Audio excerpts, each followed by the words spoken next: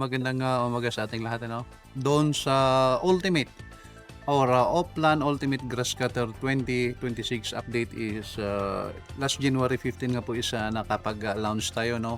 And following the launching is nagpakawalan na tayo no nung mga personnel natin on the ground, especially to the municipalities of Tapangan, Kibungan, and Bacon, no? Yung identified areas where there are marijuana cultivations or plantations. And then from January 16 to April 26, no? Is nakita natin yung effect ng ating Oplan Ultimate Grass Cutter, which is nakapag-destroy tayo ng almost 1,559,615 fully grown marijuana. And then we have confiscated at least 305 grams of seeds, no?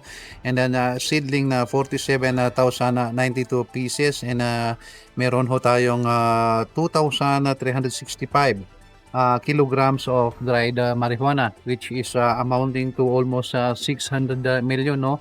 And to be exact is yung 598,398,105. So ito na ho yung volume, no, o kalaki ng halaga, and then yung value ng nasira nating marijuana plants doon sa mga identified natin na lugar po, ma'am. Because of the Oplan nga po, no, o Ultimate Grass Cutter is napa-doble pa natin or napa-triple natin yung accomplishment natin for the first quarter of 2025 versus itong first quarter of 2026, no, na kung saan ang operations lang natin nung last year first quarter is 173, no, comparing to this operations is maabot tayo ng 350 more, no. And then doon sa number of person arrested natin lang is last year is we have 14, and then nadoble nga po ng 25 arrested personalities, no, kinakabilangan dito ng mga sa mga cultivators natin, nahuli sa bypass, and then implementation of search warrant. So nakikita natin yung pinakamalaking difference, no, bago natin mailunsad yung Oplan Ultimate Grass Cutter 2026 po, ma'am. Sir, during the eradication nyo, parang nag-iwan kayo ng mga farm equipments, parang yung mga hose and other more. Sir, do you think it will be effective, sir? Tapno maguyugoy dagiti kailyan tayo nga sardungan nga agmola ka dagiti mo. Yes, ay opo. Doon sa garden na paraphernalia, no, especially yung bomba na ginagamit, yung pag-spray din hose is gusto kong linawin na yung mga yun is nadatnan natin sa area, no. Subject for confiscation sana, pero doon sa consideration ng ating OIC, si Police Colonel Lidon Monte, no, yung kasakulo yung DRDO din ng Procar, is iniiwanan namin sa lugar, sinisecure namin, and then iniiwanan na maayos para gagamitin po sana ng ating mga kababayan, hindi sa pagtatanim ng marijuana, kundi sa pagtatanim ng mga gulay po na pwede nating may benta ng legal po, ma'am. Sir, aside dito italo nga nabanggit mo nga munisipyo, adamat lang di na anyari kalanga marijuana plantations is atok kabayan ay tublay samat, sir. Ngam kalanga babasit lang dagiti. Yes po. Ang assessment natin diyan is yun nga po, nabulabog sila sa mga tatlo na yun na lugar, and then nagda-divert sila. Yan, mayroon na tayong discoveries, most especially dito sa yung in-apply natin ng SW sa may munisipyo ng Tublay, no. Nakapag-apply tayo diyan ng SW, and then nag-positive naman yung resulta, and then doon uli yung sa munisipyo ng Sablan na kung saan nakahuli tayo ng isa na allegedly cultivator nga po ng marijuana plants po. And dun sa may kabayan pa yata, sir?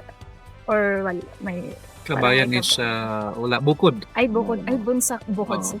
Sa bukod is malayo din sa parang isang bahagi, no, ng sitio bukod na kung saan yun nga, ang assessment natin doon is lumipat, parang nag-transfer yung iba napunta sa Bukod, na bihirang munisipyo na pinagtatamnan ng marijuana. So that is considered to be alarming on us kasi previously wala tayong recorded dyan, no? And then as of today, meron ng na-discover na iilan lamang po na plantation site. Pero ang kagandahan dyan is na-uproot na yan and we keep on monitoring it para hindi po babalik yung ating mga alleged planters or cultivators mo, ma'am. Based on yung mga reports na nabasa natin is pag-implement tayo, magkakandak tayo ng bypass operation mostly dito sa munisipyo ng Trinidad, sa munisipyo ng Bogyas, munisipyo ng Mangkayan, and I think meron din tayong accomplishment sa munisipyo ng Itogod, no? Previously, yung mga bypass operations po natin. Mostly, kung dito sa may Trinidad, no, sa Bogyas and Mangkayan is shabu po yun, yung na bypass natin. Ilan po yung mga marijuana na bypass po natin. On my assessment, no, doon sa marijuana indicators is yun, nandyan talaga yung planters, no, dahil sa hirap ng buhay. Yung iba dyan is gustong makapag yung sa di-divert to marijuana plantation kasi for me, no, it is a lucrative business, no, kasi previously ang nakuha nating information is dati naman sila na nagtatanim daw ng gulay, and then no yun nung na experience or nakapag benta ng mas malaking halaga doon sa marijuana is parang doon na po sila napupunta, no, pagtitinda yun na yung tinatanim nila na hindi marijuana plantations. And then doon sa Shabu naman, ang indicators nan is previously ang nababaybas lang natin is grams lang po, no, mga point something grams, and today pagka nagbabaybas yung mga personals natin is malaking halaga ng shabu yung mga nakukuha natin, meaning na parang bumabalik yung shabu transaction or illegal drugs activities natin pertaining to shabu po, ma'am.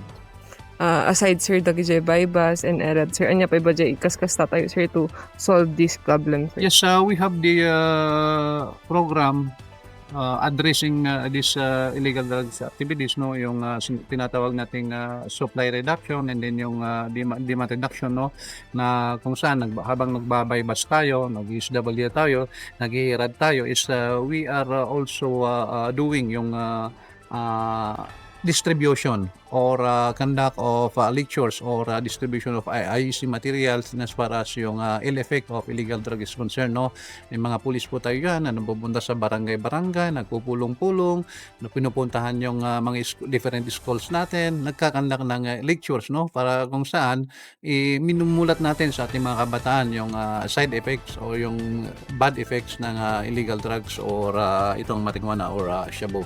Actually, we are already using yung drones, no? Yang ang malaki nga po ang tulong ng drone sa amin kasi mas nakikita namin mismo o yung lawak ng marijuana, no? O nakikita namin easily yung mga areas, no? Na kung saan nandoon yung mga pananim na marijuana through the use of these drones po, ma'am.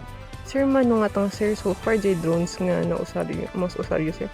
There are many drones, no, kasi yung mga FOBs natin, mga RBSB natin dyan is gumagamit ng per team kasi yan eh. Every team is meron po silang drones. So yung team natin dyan sa Kikibis, we have at least identified yung 5 areas. That is why per team is they have their own drone using for that purpose po, ma'am. Thank you. Sir, any message na lang siguro or warning kadagiti Yes, sir. tutuloy pa lang Yes, as a message, no, or a warning, as a brotherly advice sa ating mga kababayan, no, especially to those person, mga tao, kababayan natin na ito nagko-cultivate, no, ng marijuana is itigil na natin itong mga illegal activities na ito. Bumalik po tayo doon sa legal way on how we could feed, no, our family by means of legal means or resources, no. ang karamihan naman sa ating mga kababayan is nakikipaglaban ng tama, no? Magawa lang ng tama, dapat sundin po natin. Kasi the Oplan Ultimate Grass Cutter will not stop, no? It will continue to intensify until the last plant, no? Or yung marijuana natin dyan sa lugar na yan is at least ma-minimize natin or ma-prevent natin or even ma-totally stop po natin. Yun po yung parang ultimate goal ng ating Oplan Ultimate Grass Cutter 2026 po, ma'am.